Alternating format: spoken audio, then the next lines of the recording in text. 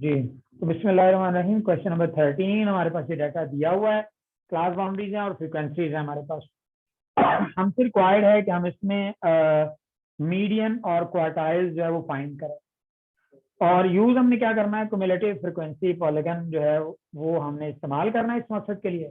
खासा एक lengthy question है which is as per expectation के ये इसके आने के इम्कान जो है वो रेयर होते हैं कि इस तरह का सवाल जो है बोर्ड में 4 मार्क्स के लिए पूछा जाए। लेकिन बहरहाल हम इसको करते हैं। क्लास बाउंड्रीज जो हमारे पास दी गई हैं, लेकिन जैसा कि उसमें लफ्ज इस्तेमाल हुआ less than cumulative frequency polygon जब हमें बनाना है, उसके लिए हमें जो बाउंड्रीज चाहिए होती हैं वो ये वाली क्लास बाउंड्रीज नहीं चाहिए, बल्कि हमें चाहिए less than class mean boundaries. तो अगेन एक बार हमें यहाँ पर क्लास बाउंड्रीज जो है वो लेस देन क्युमुलेटिव फ्रीक्वेंसी के लिए लानी होगी। और आपको ये बात रिकॉल करवाऊंगा, ये मैं पहले भी समझा चुका हूँ कि उसमें हम अपर बाउंड्री जो है इस्तेमाल करते हैं। तो हम लिखेंगे लेस देन 100 और इसमें एक काम हमें और करना होगा। मैं जरा इसमें थोड़ी सी ना एक स्पेस ऊपर जो है वो छोड़ूंगा, क्योंकि less than cumulative frequency polygon में जो इनिशियल पॉइंट है वो मीन बेस लाइन को टच करता है। तो इसलिए यहाँ पर हमारे पास जो है ये 10 से 20 वाली वैल्यू जो मैं इसको जरा क्लोज कर देता हूँ इसमें। तो ये फ्रीक्वेंसी इसकी 2 है, लेकिन उससे पहले वाली ले लेते हैं तो वो 0 से 10 तक होगी और वो 0 होगी इसकी फ्रीक्वेंसी। इसमें कुछ भी नहीं है हमारे पास ना। तो ये हमारी आ जाएगी जनाब लेस देन 10। ठीक है। और फिर उसके बाद इसी तरह हम इसके कॉलम में लेस देन 20 यानी अपर बाउंड्री को यूज करते वैल्यूज लिखते चले जाएंगे। तो लेस देन अगली हमारी वैल्यू आ जाएगी लेस देन 30। फिर उसके बाद आ जाएगी लेस देन 40। फिर उसके बाद आ जाएगी हमारे पास लेस देन 50 और फिर आ जाएगी लेस देन 60 और फिर आ जाएगी हमारे पास less than. Cumulative frequency polygon जो है ये असल में मैनी साइडेड फिगर है, लेकिन ये आमतौर पर तस्वुर तो ये पॉलीगन का ये क्लोज होती है, बट ये इनिशियल पॉइंट से क्लोज होती है और अपर साइड से ये कंटिन्यू करती है। दैट इज द रीजन कि इसमें हम यहाँ तक इसको लेकर चलते हैं। इसमें ऊपर से हमने स्टार्टिंग में 0 फ्रीक्वेंसी रखी है, लेकिन दूसरी तरफ 0 नहीं है। अगर फ्रीक्वेंसी पॉलीगन हो तो आखिरी भी हम एक और एक्स्ट्रा बनाया करते थे, ऊपर भी एक ग्रुप लेते थे और नीचे भी, और फिर उस ग्रुप के आगे फ्रीक्वेंसी दोनों तरफ 0 आ जाती थी, जिसकी वजह से वो फ्रीक्वेंसी पॉलीगन जो है वो अगर आपको याद हो तो वो इस तरह की फिगर बनती थी कुछ इस तरह से। तो ये दोनों तरफ से बेस लाइन को टच करती थी, यहाँ भी फ्रीक्वेंसी 0, यहाँ भी फ्रीक्वेंसी 0 है। तो ये फ्रीक्वेंसी पॉलीगन के लिए हम ये किया करते थे कि हम 2 ग्रुप जो एक्स्ट्रा लेते थे, एक पहला और एक आखिरी, जो कि एडिशनल ग्रुप हुआ करते थे। लेकिन यहाँ पर हमें क्योंकि less than cumulative frequency polygon को यूज करना है तो उसमें स्टार्टिंग में तो होगा लेकिन एंडिंग में नहीं हम लेंगे। उसके बाद हमने क्युमुलेटिव फ्रीक्वेंसी जो है उसको लेना है। क्युमुलेटिव फ्रीक्वेंसी हमारे पास मौजूद है। तो पहली फ्रीक्वेंसी हमारे पास क्या होगी 0, जबकि दूसरी हो जाएगी 0 + 2 यानी 2। फिर 2 + 5 नेक्स्ट फ्रीक्वेंसी ऐड करेंगे 7। फिर उसके बाद 7 + 9 जो है ये हमारे पास हो जाएगा 16। फिर 16 + 6 जो हमारे पास क्या हो जाएगा 22। फिर 22 + 4 जो हमारे पास क्या हो जाएगा 26। फिर 26 + 1 जो हमारे पास क्या हो जाएगा 27। तो इस तरह से एक और कॉलम जो है वो हमें ड्रॉ कर लिया, वो इसके लिए क्या हुआ क्युमुलेटिव फ्रीक्वेंसी का। अब हमें इसमें रिक्वायर्ड क्या है, हमें इसमें Q1 जो है यानी ये रिक्वायर्ड है। हमें इसमें Q2 जिसको हम मीडियन भी कहते हैं तो ये रिक्वायर्ड है। हमें इसमें Q3 जो है वो रिक्वायर्ड है। तो हमें क्वार्टाइल जो है असल में ऐसी वैल्यू होती है जो मैं पहले भी आपको एक्सप्लेन किया था कि विच divide the given data into 4 part, जो 4 बराबर हिस्सों में डिवाइड कर देना। तो Q1 जो है उसमें एक तरफ, यानी मैं इसको लाइन से आपको जरा समझाने की कोशिश करता हूं कि ये कैसे है। यानी ये जो एक फर्ज करें लाइन है, अगर इसके दरमियान में एक पॉइंट आ जाए तो ये Q2 है जिसको हम मीडियन भी बोलते हैं। तो ये मिडल वैल्यू यहाँ पर फॉल करेगी। यहाँ पर ये वैल्यू इसने 2 बराबर हिस्सों में डिवाइड किया। तो median is the value which divides the data set into 2 equal part. जबकि Q1 जो है ये क्या है, Q1 जो है that is such a value जिसमें उसके लेफ्ट पर एक यानी एक हिस्सा होगा और राइट पर उसके 3 हिस्से होंगे। ठीक है। और इसी तरह Q3 जो है ये एक ऐसी वैल्यू होगी यानी थर्ड क्वार्टाइल, जिसके लेफ्ट पे 3 हिस्से होंगे और राइट पे 1 हिस्सा होगा, ठीक है, जिसके यहाँ पर लेफ्ट में 3 हिस्से और राइट में 1 हिस्सा होगा, तो ये Q3 के लिए। जबकि अगर हम बात करें इसमें Q1 के लिए, तो Q1 में अगर आप देखें तो Q1 में इसके इस तरफ 1 हिस्सा है और बाकी 3 इसके इस तरफ हैं, तो ये इस तरह से इसको डिवाइड करेगा Q1। तो ये जनाब ये सादा सा एक कॉन्सेप्ट था जो आपने समझा कि Q1, Q2, Q3 क्या है, तो ये डाटा सेट को किस तरह डिस्ट्रीब्यूट करेंगे। लेकिन हमने असल में यहाँ पर जो इशू है वो ये नहीं कि हमने Q1, Q2, Q3 फाइंड करना है, हमने इसके साथ इसको फाइंड करना है ग्राफिकल मेथड से। That is the big main issue कि जिसमें जरा थोड़ा सा ये प्रोसीजर लॉन्ग हो जाता है कि हमें ग्राफिकल मेथड यूज करना है और उसकी मदद से इसको इवेल्युएट करना है और वैल्यू को फाइंड करना है। तो दैट इज वाई कि ये क्वेश्चन जो थोड़ा सा इसमें जरा क्रिटिकल और टफ हो जाता है, लेकिन बिस्मिल्लाह करते हैं इसको। तो इसके लिए करना क्या, हमारे पास ये 2 कॉलम आ चुके हैं, ठीक है। हमने एक्स एक्सिस के ऊपर जो है क्लास बाउंड्री लेना है, एक्स वाई प्लेन हम इसके लिए लिया करते हैं। एक्स एक्सिस के ऊपर हमने मीन एक्स प्लेन के ऊपर हमने क्लास बाउंड्री लेनी है और वाई प्लेन के ऊपर हम फ्रीक्वेंसी लेंगे। फ्रीक्वेंसी जो है वो हमारी 0 to 7, 16, 22, 26, 27 तक है, यानी इसका मतलब हम एक यूनिट जो है वो 5 के इक्वल ले सकते हैं, यानी 1 सेंटीमीटर इज इक्वल टू 5। तो इस तरह से हम लेंगे इसको। तो यहाँ पर हम लेते हैं जनाब इसमें ये एक्स वाई प्लेन, मैं यहाँ पर ये ड्रॉ करूंगा आपके लिए, ठीक है। ये एक्स वाई प्लेन के लिए मैंने ये 2 लाइनें लगा दी हैं, यहाँ पर ये एक्स प्लेन है, ठीक है, और इधर मेरे पास यहाँ पर ये क्या है, ये वाई प्लेन है, ठीक है। और मैं 1 सेंटीमीटर के डिस्टेंस पर यहाँ से ये शुरू करता हूँ। यहाँ पर क्लास बाउंड्री जो मेरी क्योंकि 10 से शुरू हो रही हैं, तो मैं यहाँ से इसको ये 0 ले लेता हूँ और इधर से मैं ले लेता हूँ इसमें 10 और फिर उसके बाद यहाँ से ले लेता हूँ 20। हर सेंटीमीटर में मैं 10 का डिफरेंस, यानी ये जो वैल्यू है मेरी, मैं 0 से मैंने शुरू किया है, तो क्योंकि इधर अगर आप देखें इसमें तो 0 से वैल्यू में शुरू करूंगा और 0 से शुरू करते हुए मैं इधर से इसको या इस तरह से इसको ले लें वैल्यू, मतलब इसका सेम ही है कि 0 से शुरू करूंगा और इधर से शुरू करते हुए मैं इधर इस तरह से वैल्यू लिखूंगा 0, 10, 20, 30। तो 0, 10, 20, 30 सेंटीमीटर पे 40, फिर उसके बाद 50, फिर उसके बाद 60, फिर उसके बाद 70 और मेरा ख्याल इतनी काफी, क्योंकि 60 तक वैल्यू जा रही है, हम यहीं तक इसको रखते हैं। अच्छा, यहाँ पर मैंने फिर बता दूं कि एक रिकॉल कर दूं कि एक्स एक्सिस पर हम जो है इंडिपेंडेंट वेरिएबल लिया करते हैं और क्लास बाउंड्री जो है वो क्योंकि इंडिपेंडेंट वेरिएबल है और फ्रीक्वेंसी उन पर डिपेंड करती है, तो इसलिए वो वाई एक्सिस पर ली जाएगी फ्रीक्वेंसी,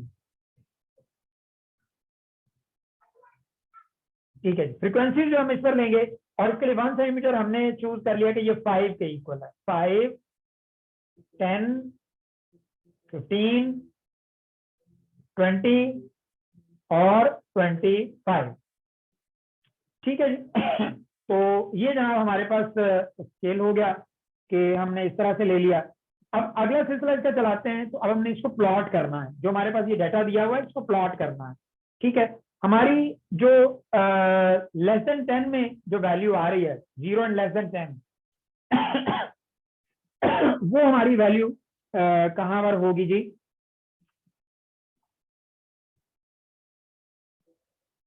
यानी जो हमारी लेस देन 10 में वैल्यू आ रही है उसको हम जब प्लॉट करने जाएंगे तो हम, अब ये एक बात ध्यान में रखिएगा कि हम अपर बाउंड्री काउंट करेंगे इसमें, हम इसमें क्या काउंट करेंगे, अपर बाउंड्री। तो लेस देन 10 का जब मैंने लफ्ज बोला है तो उसमें 0 फ्रीक्वेंसी, तो मैं 10 उसकी हाईएस्ट वैल्यू को लूंगा, तो यहाँ पर मेरी फ्रीक्वेंसी 0 है, यहाँ पर मेरी फ्रीक्वेंसी क्या है, 0 है, ठीक है। और यहाँ पर जो मैं चीज देख रहा हूँ, फिर उसके बाद अगली जो फ्रीक्वेंसी देखता हूँ वो मेरी क्युमुलेटिव फ्रीक्वेंसी क्या है, वो मेरे पास 2 आ रही है। वो कितनी आ रही है, 2 है। तो अब मैं यहाँ 20 के ऊपर मैं 2 पर मार्क करूंगा, यहाँ पर ये मेरा आंसर आ जाएगा 2, ये 0 आ गई, ये 2 आ गई वैल्यू, ठीक है। उसके बाद आगे चलूंगा मैं 30 पर, तो 30 के पॉइंट के ऊपर मेरी फ्रीक्वेंसी कितनी होगी, 7। तो मैंने अपर बाउंड्री को लेते हुए उस पर वैल्यू प्लॉट करनी है, तो 7, 5 से ऊपर मेरी वैल्यू आएगी यहाँ पर करके 7, यानी ये वैल्यू मेरी होगी यहाँ पर 7, फिर उसके बाद 40 के ऊपर मेरी वैल्यू होगी 16। तो यहाँ से मैं इसको पैरेलल में लेता हूँ, तो यहाँ 40 के ऊपर एग्जैक्टली ऊपर मैं देखता हूँ, तो यहाँ पर मेरी वैल्यू आ जाएगी ये 16 हो जाएगी। फिर उसके बाद आगे मैं देखता हूँ 22, तो 50 के ऊपर मेरी वैल्यू होगी 22, तो 20 से ऊपर मेरी उसके सामने वैल्यू आएगी यहाँ पर करके ना, तो 22 मैंने मार्क कर दी। फिर उसके बाद अगली वैल्यू जो है 27 है, तो 60 के ऊपर एग्जैक्टली मैं ऊपर जाता हूँ, तो यहाँ पर मेरी वैल्यू आ जाएगी 27, तो वो यहाँ पर करके हो जाएगी। तो इसके लिए बेहतर है कि मैं 25 के आगे वाली वैल्यू 30 भी मार्क करूँ, ताकि उसके बीच की वैल्यू ये 27 मेरे पास आ जाए। अच्छा, जब ये हो गई तो पॉलीगन चार्ट को पूरा करने के लिए मुझे इसको इससे ज्वाइन करना है, फिर पहले पॉइंट को, फिर दूसरे को तीसरे से, फिर तीसरे को चौथे से रूलर से, फिर इसको पांचवें से और फिर छठे पॉइंट से। तो ये मेरा फ्रीक्वेंसी पॉलीगन जो है वो बन गया है, ये मेरा फ्रीक्वेंसी पॉलीगन इसमें बन गया है। ठीक है जी, तो यहाँ कोई प्रॉब्लम, यहाँ तक कोई ऐसा इश्यू जो बात कोई पॉइंट समझ नहीं आया तो?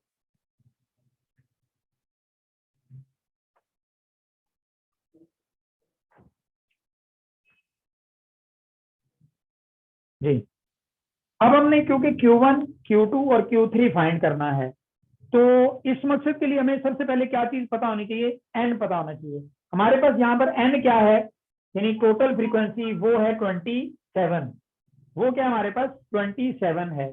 तो n की वैल्यू क्योंकि हमारे पास 27 है, तो Q1 फाइंड करने के लिए हमें सबसे पहले क्या करना है? Q1 के लिए हमें n/4 ऑब्जर्वेशन जो है वो हमें फाइंड करनी है। क्या फाइंड करनी है? n/4 observation. तो हम यहाँ पर इसको लिख लेते हैं, मीन Q1 के लिए, टू फाइंड Q1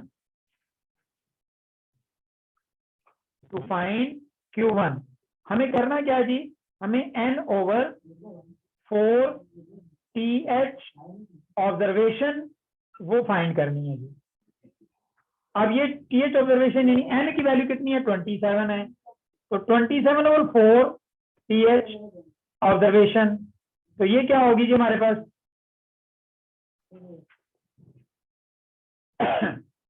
मैं यहाँ पर 1 मिनट इसको निकाल इसको नीचे कर लेता हूँ, ताकि एक ही जगह ये काम हो जाए।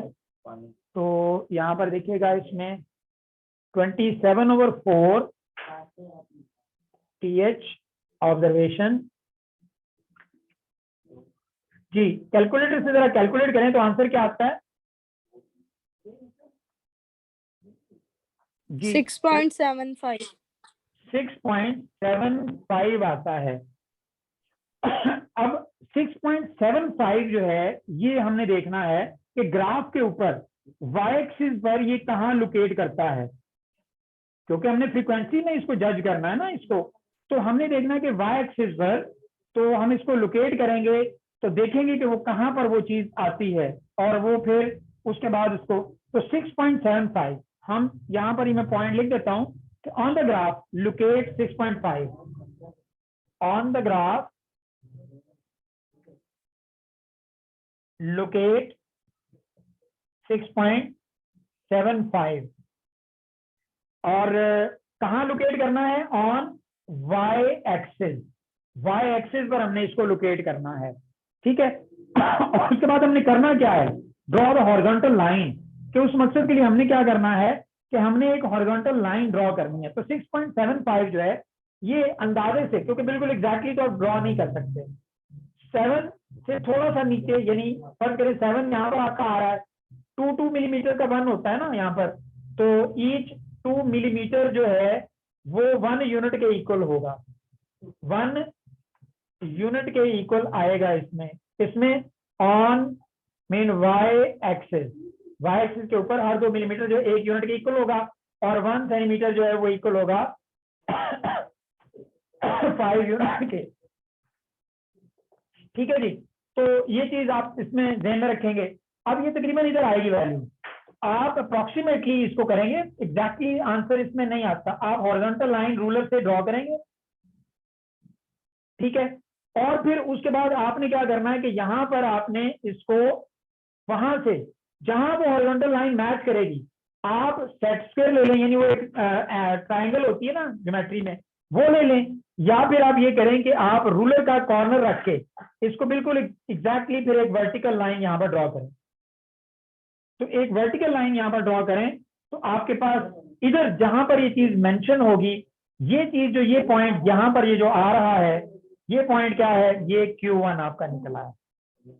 यहां पर आपने मेजर करना है। तो अप्रोक्सीमेटली मेरे पास जो है 27 और 8 के दरमियान ये वैल्यू आ रही है। मैं एग्जैक्ट आंसर तो नहीं अभी मैं जज करके बताता हूँ कैसे, क्योंकि मैं फ्री हैंड बना रहा हूँ ना, तो इसलिए एग्जैक्ट आंसर मेरे पास नहीं आएगा। इसके लिए आपको रूलर चाहिए और एग्जैक्ट मेजरमेंट चाहिए। अगर जरा सी भी ऊपर नीचे होगी तो वो गड़बड़ हो जाएगी। तकरीबन आएगी अप्रोक्सीमेट 100%। एग्जैक्ट के लिए हमें स्पेशल रूलर चाहिए होते हैं जो कि इस तरह से आपके पास 1 सेंटीमीटर यानी मिलीमीटर के भी आगे हिस्से करके उसमें आपको यानी मेजरमेंट दे सके, तब आपका ये 100% आंसर आता है। इनमें अप्रोक्सीमेट आंसर आएगा तो ये तकरीबन 27-8 के बीच में आ रहा है। अच्छा, अगला देखते हैं। तो आगे हमने जब इसको फाइंड करना है, क्या चीज फाइंड करनी हमने, दूसरा point, to find mean Q2 which is median as well ना। तो अगर आपको ये फाइंड करना है तो इसके लिए आपको क्या करना है, आपको n ओवर मीन जो 4 है, इससे पहले क्योंकि ये फर्स्ट क्वार्टाइल था तो इसलिए इसमें 1 है, तो 1 फिर हम नहीं लिखते इसमें ना। तो लेकिन ये क्योंकि सेकंड क्वार्टाइल है, सेकंड क्वार्टाइल भी इसको बोलते हैं, तो इसके साथ 2 लिखेंगे और TH ऑब्जर्वेशन आप निकालेंगे। अब n की वैल्यू क्या आपकी मीन आपकी है 27 डिवाइड बाय 4, तो TH ऑब्जर्वेशन, तो ये आपके पास कितना आ जाएगा, 2 × 6.75 जी। तो ये आंसर कितना आएगा ये आपके पास, इसको मल्टीप्लाई करते हैं 13.5। 13.5 ठीक हो गया जी। तो ये 13.5 आप लोकेट करेंगे, तो ये 13.5 आपका यहाँ पर करके आ जाएगा, ठीक है। 13.5 यहाँ पर आएगा, यहाँ से आप हॉरिजॉन्टल लाइन लगाएंगे रूलर रख के, जहां पर ये ग्राफ को कट करेगी, टच करेगी जाके, बिल्कुल एग्जैक्टली वहां से आपने फिर क्या करना है, ये एक हॉरिजॉन्टल लाइन लगा देनी है। तो ये जो वैल्यू आ रही है तकरीबन 38-39 के दरमियान, ये जो वैल्यू आ रही है ये आपकी 38 और 39 के दरमियान, तो ये आपकी क्या है, ये Q2 है which is median as well, जो कि मीडियन है जी। इसके बाद आगे आपने फाइंड करना है क्या चीज, तीसरी चीज फाइंड करनी है, फाइंड Q3। फर्स्ट क्वार्टाइल था तो 1, सेकंड क्वार्टाइल है तो 2, Q3 है तो 3 आ जाएगा, तो 3 × n/4 TH ऑब्जर्वेशन आप निकालेंगे,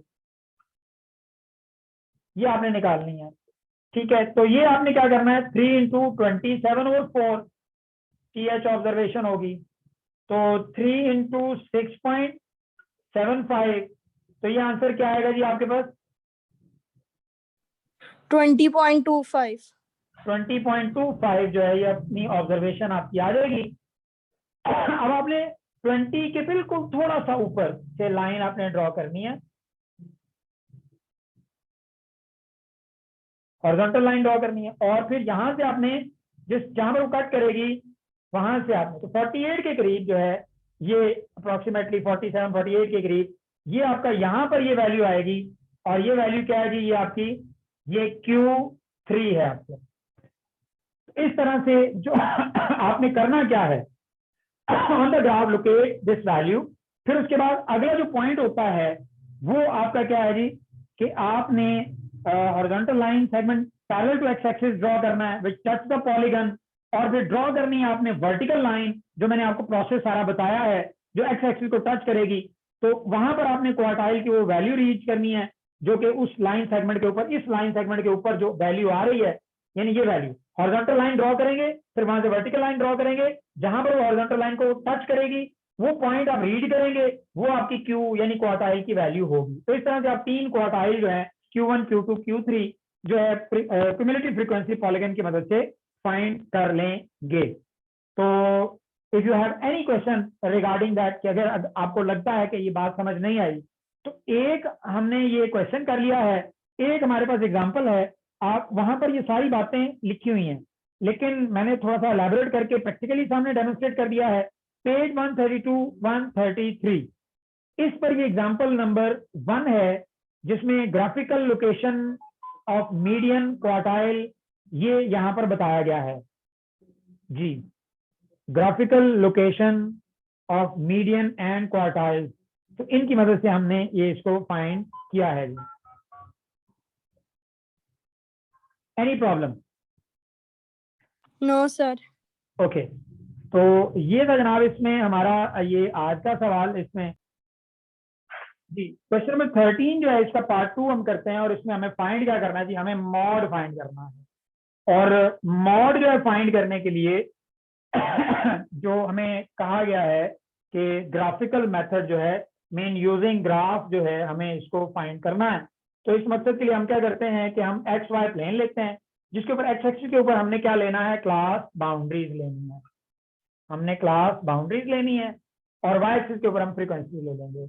हमारा स्केल लेने का तरीका यही होगा कि हम इसमें जो है वो वही पैटर्न यूज करेंगे कि on y axis 2 millimetre 1 unit है, 1 सेंटीमीटर जो 5 यूनिट है, जबकि इधर जो है एक्स एक्सिस के ऊपर अगर हम देखें तो ऑन एक्स एक्सिस जो है वो हमारे पास जो है वो 1 सेंटीमीटर जो है वो इक्वल टू 10 यूनिट है। ठीक है जी। तो ये हमने इस तरह से इसका स्केल लेकर इसमें प्लॉट पॉइंट जो है वो लिख दिए हैं। अब हमने क्या करना है कि हमने फ्रीक्वेंसी प्लॉट करनी है, और क्योंकि हिस्टोग्राम बनाना है तो इसके लिए भी हमें ये वाले पहले इसकी जरूरत कोई नहीं है। तो हमारा पहला जो होगा वो होगा 10 से 20, जिसकी फ्रीक्वेंसी हमारे पास क्या दी हुई है वो 2 है। तो हम इसको प्लॉट करना शुरू करते हैं। तो 10 से 20, तो 10 से 20 में हमारे पास फ्रीक्वेंसी सिर्फ 2 है, तो ये हमने इसका एक रेक्टेंगल ड्रॉ किया 2। ठीक है, फिर उसके बाद हमने वर्टिकल लाइन जो ड्रॉ करनी होती है पहले सेकंड ग्रुप के लिए 20 30 में हम वर्टिकल लाइन ड्रॉ करेंगे, लेकिन 5 तक जाएंगे हम। 5 तक हमने वर्टिकल लाइन ड्रॉ करनी है और ऊपर हमने इसको ज्वाइन कर देना। तो ये 5 फ्रीक्वेंसी के लिए हमारा ड्रॉ हो गया। फिर 30 से 40 के लिए 9 फ्रीक्वेंसी है, तो हम यहाँ से 30 के लिए 9 तक लाइन लेकर जाएंगे यानी 1.8 तक। तो यहाँ तक हमारी 9 हो जाएगी। फिर उसके बाद 40 से 50 उसके लिए हमारे पास 6 फ्रीक्वेंसी है। 40 से 50 जो हमारी 6 फ्रीक्वेंसी है, तो उसके लिए हम 6 तक जाएंगे। फिर उसके बाद हमारी 4 फ्रीक्वेंसी है, तो हम यहाँ तक जाएंगे इसमें 5 से थोड़ा सा नीचे, तो ये हमारी 4 फ्रीक्वेंसी हो जाएगी। फिर उसके बाद 1 फ्रीक्वेंसी है, तो ये हो जाएगी। अच्छा, अब इसमें क्योंकि वैल्यूज बहुत में छोटी आ रही हैं, तो इसके लिए बेहतर ये कि आप स्केल को डबल कर दें आप इसमें, राइट। यानी आप यूं भी कर सकते हैं कि मीन ऑन वाई एक्सिस जो है वो आप ले लें 1 centimetre is equal to 2 millimetre, यानी 1 सेंटीमीटर को 2 मिलीमीटर कर लें, तो अल्टीमेटली स्केल थोड़ा सा बड़ा हो जाएगा। तो आप स्केल बड़ा करके इस डायग्राम को बड़ा कर सकते हैं। अच्छा, ये चीज आ गई हमारे पास। तो इसके लिए मॉड कैसे फाइंड किया जाएगा? मॉड फाइंड करने का तरीका बड़ा आसान सा है कि अगर आप इसको देखें तो यहाँ ये जो कॉर्नर जो सबसे हाईएस्ट पीक आएगी वो ये वाली है आपकी। ठीक है, इसमें आपने जो इसका ये वाला कॉर्नर है ना, ये वाला कॉर्नर और ये वाला कॉर्नर, इनको अपोजिट कॉर्नर से मिला देना है। इसको आप इस पॉइंट से मिलाएंगे, इसको आप इस पॉइंट से मिलाएंगे, और फिर ये जो इंटरसेक्शन पॉइंट आया है यहाँ पर इस पे आपने वर्टिकल लाइन ड्रॉ कर देनी है। और वर्टिकल लाइन जब ड्रॉ करेंगे तो जहां पर ये मीट कर रही है इसको, ये जहां पर ये मिल रही है, ये पॉइंट जो हमारा क्या है, ये मॉड है।